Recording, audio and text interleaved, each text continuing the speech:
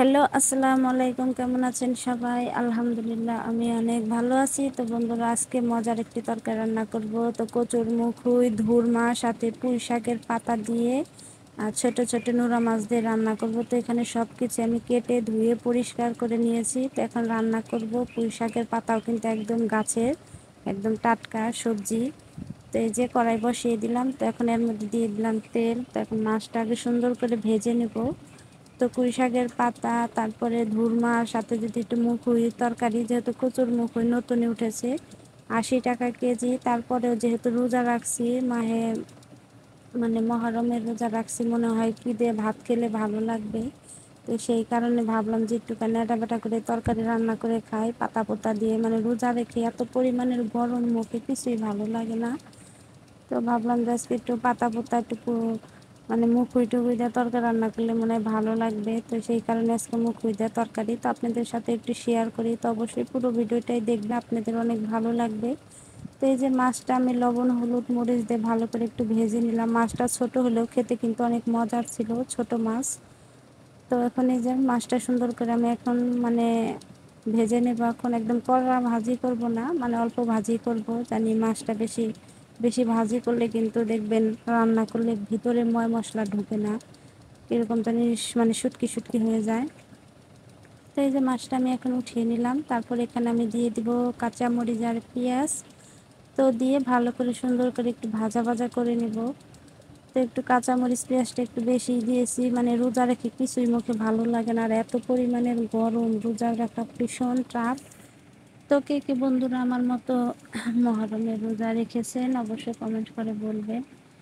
তো আমি 10টা রোজাই করব, যেহেতু আমার এটা মানসিক ছিল যে আমরা কোনো বিপদে বা কোনো কিছুতে হলে আমরা কিন্তু রোজাটা মানসিক করি। যেহেতু আমার হাজব্যান্ড অসুস্থ, তো সেই কারণে ওনার জন্য আমার 10টা রোজা মানসিক করা। তো আজকে দিলে 4টা রোজা হয়ে গেছে অলরেডি।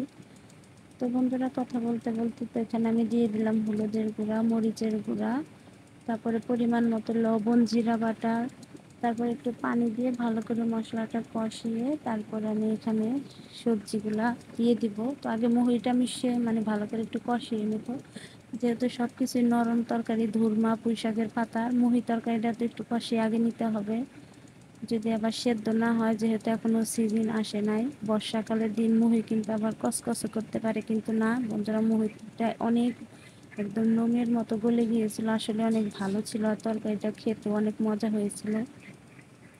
তো এরকম ভ্যারাইটিস তরকারি যদি কারো পছন্দ হয়, অবশ্যই বাসায় আমার রান্না দেখে অবশ্যই রান্না করে খেতে পারে। তো মুহিটা ভালো করে কষিয়ে তারপর এখানে দিয়ে দিলাম ধুরমা, তারপরে দিয়ে দিব পুঁই শাকের পাতা দিয়ে। তাও 5-7 মিনিটের মতো আমি কষিয়ে নেব। তারপর এখানে পরিমাণ মতো ঝোল দিয়ে আরও 5-7 মিনিট কিন্তু জাল দিলেই রান্নাটা আমার কমপ্লিট। যেহেতু একদম নরম তরকারি, রান্না করতে বেশি সময় লাগবে না, অল্পতেই কিন্তু রান্না হয়ে যাবে। তো আপনার কষানোর উপরেই কিন্তু ডিপেন্ড করবে তরকারি রান্না। যদি বেশ কিছুক্ষণ কষিয়ে নেন, তারপরে অল্প ঝোল দিলেই কিন্তু রান্নাটা হয়ে যাবে। আর তরকারি কালারটা দেখেন কত সুন্দর হয়েছিল। আসলে রোজা রেখে সারাদিন পর পানি খেলে কিন্তু আর ভাত খাওয়ার প্রতি কোনো রুচি থাকে না। এত মজা করে তরকারি রান্না করছি, পানি আর শরবত খেয়ে কি বলবো, একদম অস্থির। তারপরে তরকারিটা অনেক মজাই হয়েছিল, কিন্তু আমি রোজা রেখে সন্ধ্যার সময় খেতেই পারি না, আমি একদম অস্থির হয়ে যাই পানি খেতে খেতে শরবত। তো এখানে যে মাছগুলা দিয়ে দিলাম, এখন কিছুক্ষণ রান্না করে নিলে আমার এই যে তরকারিটা কিন্তু এই যে হয়ে গেছে, দেখুন কত সুন্দর হয়েছে। একটু ঝোল ঝোলই রাখবো। তো বন্ধুরা, আজকের মতো ভিডিও এই পর্যন্ত। আগামীকাল ভিডিও দেখার জন্য অনুরোধ রইল। আল্লাহ হাফেজ। দেখুন আমার তরকারিটা কত সুন্দর হয়েছে।